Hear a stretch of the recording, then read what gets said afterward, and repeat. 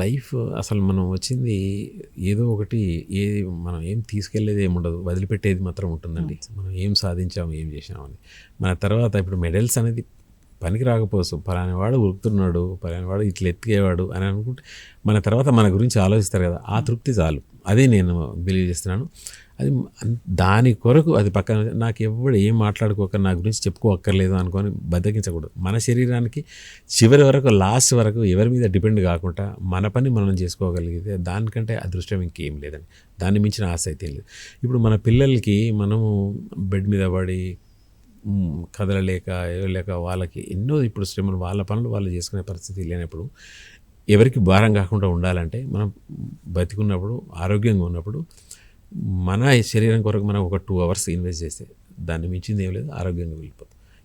End ఏ విధంగా నేను ఉండదు, ఉన్నంతసేపు హ్యాపీగా ఉంటాం.